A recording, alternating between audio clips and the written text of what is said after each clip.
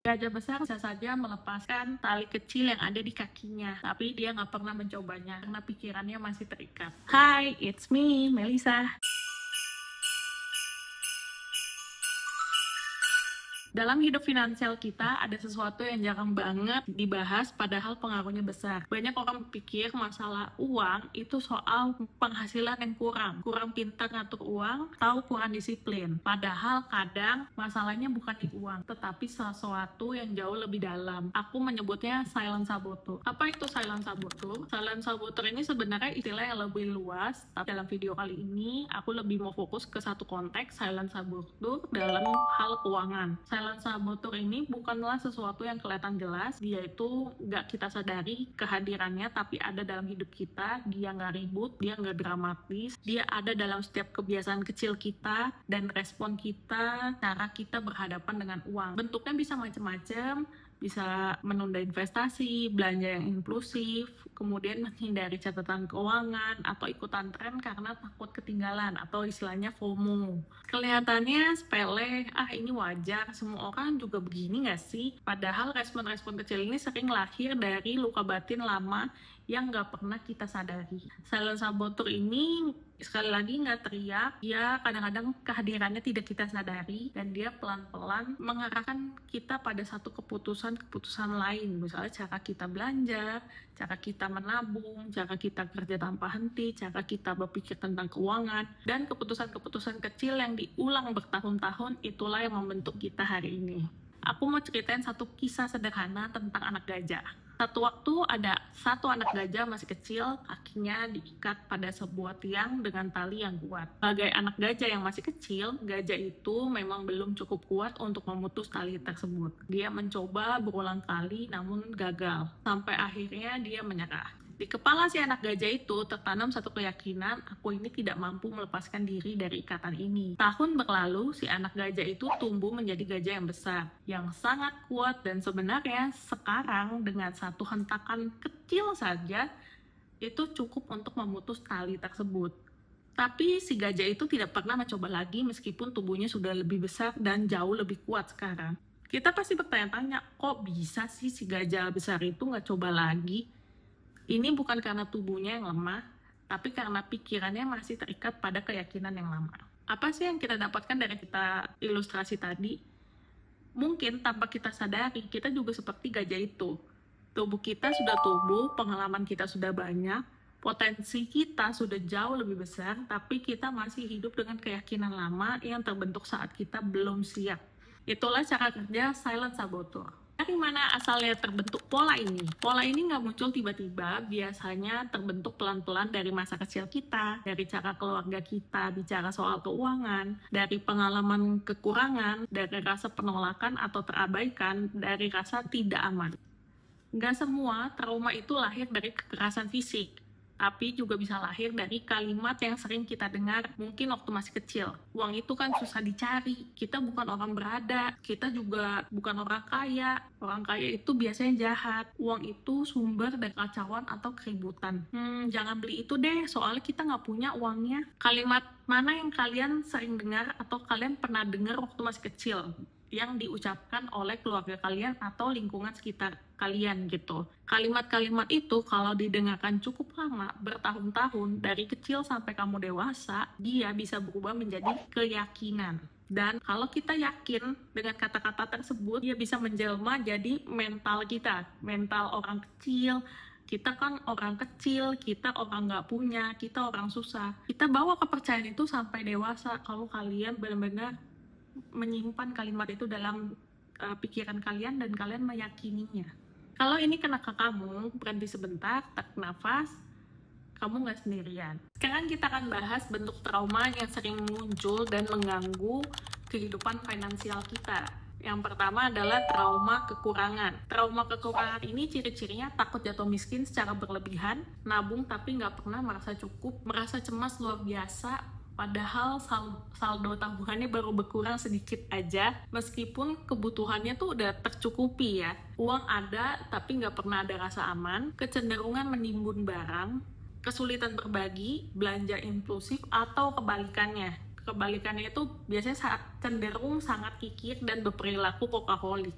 Yang kedua ada trauma pengabaian emosional. Ciri-cirinya belanja hanya untuk validasi diri, membeli barang mewah hanya untuk biar bisa diakui, biar bisa terlihat oleh orang lain, aku keren, aku punya barang mewah. Itu dilakukan untuk menggantikan kekosongan emosional pada masa kecil. Terus bisa juga compulsive buying atau menggunakan belanja sebagai mekanisme pertahanan untuk meredakan kecemasan atau perasaan yang hampa. Cari reward instan, terus sulit menunda kesenangan karena kita tuh lagi berusaha nih.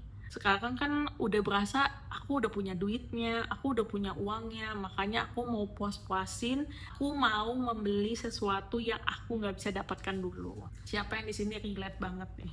Yang ketiga, trauma konflik keluarga soal uang. Ciri-cirinya uang selalu dikaitkan dengan kata ribut, takut bicara soal uang, menghindari perencanaan keuangan, menolak berdiskusi soal perencanaan keuangan dengan pasangan karena merasa terancam atau kewalahan secara emosional ya. Menggunakan uang untuk mengontrol pasangan atau justru membiarkan diri dikontrol secara finansial karena merasa tidak berdaya. Bukan karena kita nggak mau transparan ya bicara soal uang, kitanya secara emosional nih merasa terancam setiap kali bahas uang karena topik itu terlalu panas, terlalu menegangkan buat kita.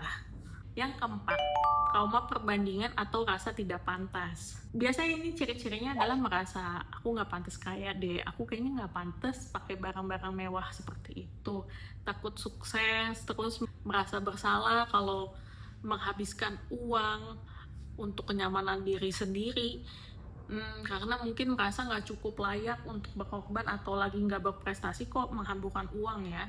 Biasanya orang ini bukan nggak mampu, tapi biasanya karena mindsetnya merasa nggak layak gitu. Nah, aku punya sebuah cerita, ini pengalaman aku pribadi. Dulu aku pernah ada di mindset ini kisah real aku sendiri. Ada masa aku berasa nggak layak banget pegang handphone yang mahal. Padahal waktu itu aku beli handphone itu pakai uang aku sendiri. Itu handphone Oppo Reno seri pertama, aku inget banget gitu. Setelah aku kerja keras, aku nabung, aku bisa beli handphone itu, tapi itu handphone pertama termahal dalam hidupku yang aku beli pada masa itu gitu. Dan handphone aku yang sebelumnya udah rusak gitu guys. Nah, karena di otakku aku selalu mikir aku nih nggak layak gitu. Aku tuh nggak pantas pakai barang mahal seperti ini gitu. Akhirnya end up ceritanya karena aku terus mikir nggak layak, akhirnya rezeki itu malah diambil dari aku alias kena jambret gitu. Dan itu aku shock banget, kejadiannya begitu cepat. Terus aku akhirnya setelah tahu ya, maksudnya wah ternyata kita ini apa yang kita pikirkan. Kalau kita terus berpikir kita nggak layak, kita nggak pantas, aku nggak layak pakai barang-barang seperti ini, aku nggak layak punya tabungan segini banyak, gini-gini segala macem. Bukan pikiran-pikiran negatif itu pelan-pelan jadi kenyataan gitu. Kenapa semua trauma tadi itu saling berkaitan dan akhirnya sangat berpengaruh dalam kehidupan finansial kita gitu, atau finansial seseorang. Karena menurut aku keuangan itu 60% bicara soal mindset atau psikologis kita gitu, dan 40% tuh bicara soal teknis, cara kita invest apa segala macem gitu. Itu 40%, 60%-nya kebanyakan itu dipengaruhi oleh mindset dan psikologis kita gitu. Setiap luka batin itu bisa membuat kita tuh ambil keputusan yang impulsif, salah investasi karena FOMO atau ikutin kata orang, salah gaya hidup, salah cara mengolah rezeki. Jadi kita harus sadari trauma dan luka batin itu bukan untuk diromantisasi gitu, tapi kita pengen cari tahu sumbernya di mana, sumber lukanya apa, supaya perlahan kita sembuhin. Kita nggak selalu mengelola uang berdasarkan logika, tapi berdasarkan rasa aman yang kita punya. Dan selama rasa aman belum dibangun, sebanyak apapun uang yang sudah kamu cari dan kamu masukkan ke dalam tabunganmu atau rekeningmu, itu tetap akan nggak merasa cukup gitu. Tetap akan terasa kurang karena kamu nggak punya rasa aman dari dalam diri kamu sendiri terhadap uang. Sekarang kita akan masuk ke dalam part paling pentingnya, bagaimana cara menghentikan si silent saboteur ini dalam hal keuangan. Yang pertama, sadari polanya, sadari juga lukanya. Tanpa menyalahkan diri, tanpa menghakimi masa lalu, terima keadaannya bukan untuk menyerah, tapi untuk berdamai dengan semua hal yang sudah terjadi. Sekarang, kalau kamu mau, boleh pejamkan mata sejenak, taruh tangan kamu di dada dan rasakan nafas kamu. Perlahan-lahan tutup mata kamu, tarik nafas, ikuti kalimat ini pelan-pelan bersama aku. Keadaan aku hari ini sudah jauh lebih baik. Yang sudah berlalu, aku ikhlaskan. Saat ini, aku sepenuhnya aman. Aku adalah orang yang bertanggung jawab untuk mengelola dan mengembangkan uang aku. Aku bersyukur atas pekerjaanku, dan aku hidup dalam rasa cukup. Tarik nafas yang panjang, hembuskan perlahan, dan buka mata kalian. Kamu gak harus langsung percaya kalimat tadi 100% hari ini bakal kejadian. Cukup izinkan kalimat tadi masuk ke dalam pikiranmu, kamu ulangi. Kenapa afirmasi itu penting?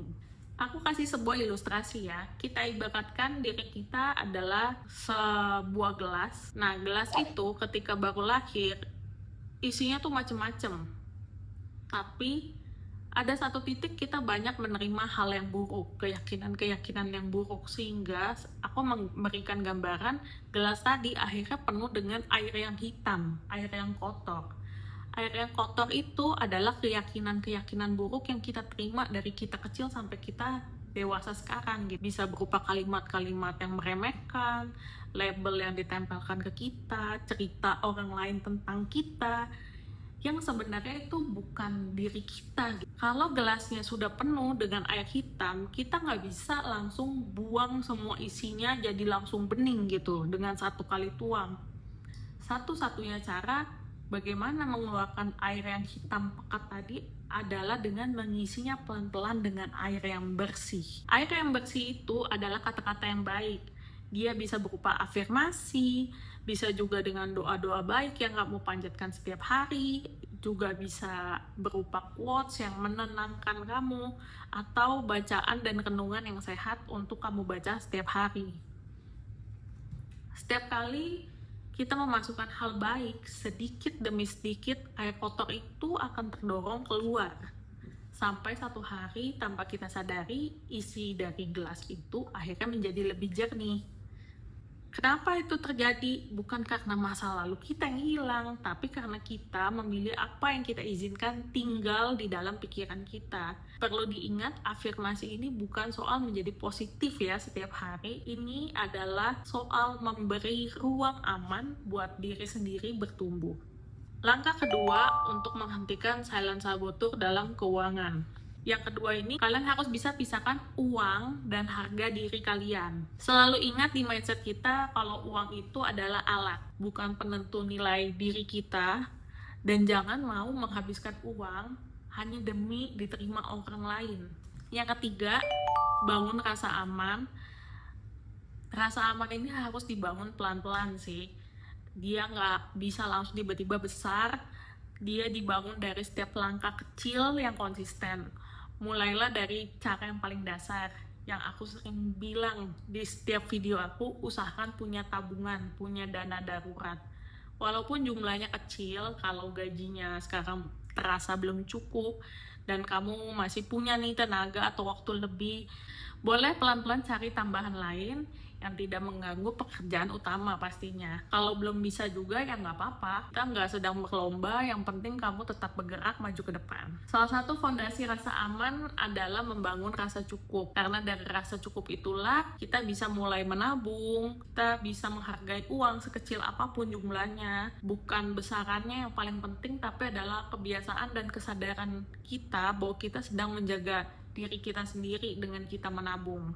Yang keempat adalah kalian harus berani ngobrol dengan diri sendiri lewat journaling atau kalian bikin refleksi melalui tulisan. Atau bisa ucapkan kalimat afirmasi positif seperti yang tadi kita sudah praktekkan di langkah pertama tadi.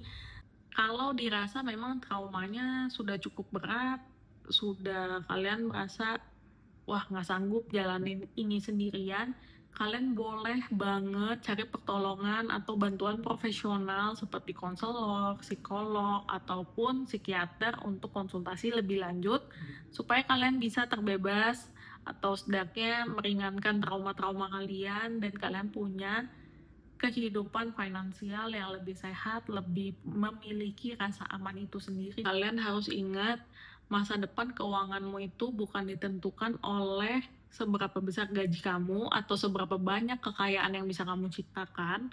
Itu semua memang penting, tapi ada hal yang harus kalian sadari karena si silent saboteur ini bekerjanya diam-diam. Jadi kamu harus mengenal dirimu sendiri, seberapa aman kamu menggunakan uang dengan pikiran jernih, bukan dengan ketakutan di masa lalu. Dan aku mau bilang buat setiap orang yang masih hidup dalam trauma-trauma ataupun kalimat-kalimat labeling-labeling yang gak baik, kamu bukan seperti apa yang orang lain katakan tentang diri kamu. Selalu ingat ya, kamu bukan seperti apa yang orang lain pikirkan tentang kamu, dan kamu juga adalah orang yang paling mengenal dirimu sendiri. Saat lukanya disadari, uang berhenti jadi musuh dan mulai jadi alat untuk hidup yang lebih tenang. Terima kasih sudah bertahan sampai akhir. Jaga dirimu dan jaga hubunganmu dengan uang. Kalau merasa video ini berbicara untuk kamu, kalian boleh simpan, bagikan, dan subscribe untuk konten selanjutnya. Bye-bye!